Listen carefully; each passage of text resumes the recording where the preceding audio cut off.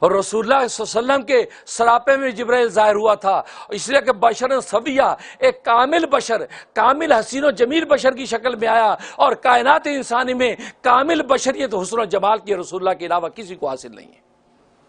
آپ کامل بشریت کا حسن و جمال صرف رسول اللہ کو حاصل ہے، یہاں تک یوسف کا حسن بھی آپ کے سامنے تاب نہیں لا سکتا، اس لیے یوسف کو تو حسن ملا تھا، اور حسن کا مطلب یہ کہ اس کو دیکھتے چلے جاؤ، دیکھتے چلے جاؤ، اس کی خوبصورتی کی انتہا ہو جاتی ہے، اور جمال کا مطلب یہ اس کو دیکھتے چلے جاؤ، دیکھتے چلے جاؤ، اس کی خوبصورتی میں اضافہ ہوتا جاتا ہے۔ آپ کو اللہ نے جمال عطا کیا تھا، یوسف کو حسن عطا کیا تھا۔ حسن کی خوبصورتی محدود ہوتی ہے اور جمال کی خوبصورتی لامحدود ہوتی ہے۔ اس سے صحابہ فرماتے ہیں آپ رسول اللہ کی انگلیوں کو دیکھتے تھے، آپ کی انگلیوں کے حسن کو دیکھتے چلے جاتے تھے، لیکن اس حسن و جمال کی تکمیل اور منزل کہیں ٹھہرتی نہیں تھی۔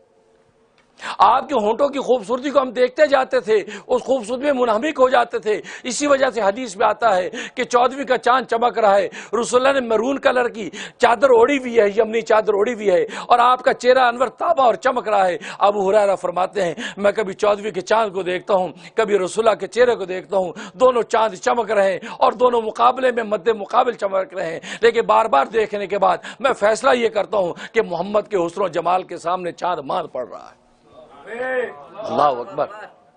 یہ حسن و جمال اللہ نے عطا کیا، اور ظاہر ہے کہ ساری کائنات انسانی کے نبیوں کا حسن آپ کی ذات کو عطا کر دیا۔ کائنات حسن پھیلی تو لامحدود تھی،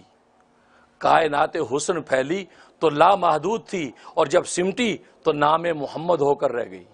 کائنات حسن بکھرا، کہیں آدم بن گیا، کہیں شیش بن گیا، کہیں صالح بن گیا، کہیں ہود بن گیا، کہیں نوح بن گیا، کہیں ابراہیم بن گیا، کہیں اسماعیل بن گیا، کہیں اسحاق بن گیا، کہیں یعقوب بن گیا، کہیں یوسف بن گیا، کہیں شعیب بن گیا، کہیں ایوب بن گیا، کہیں داؤد بن گیا، کہیں سلیمان بن گیا، کہیں موسیٰ بن گیا، کہیں عیسیٰ بن گیا، اور جب سارا حسن سمٹا تو محمد مصطفیٰ بن گیا۔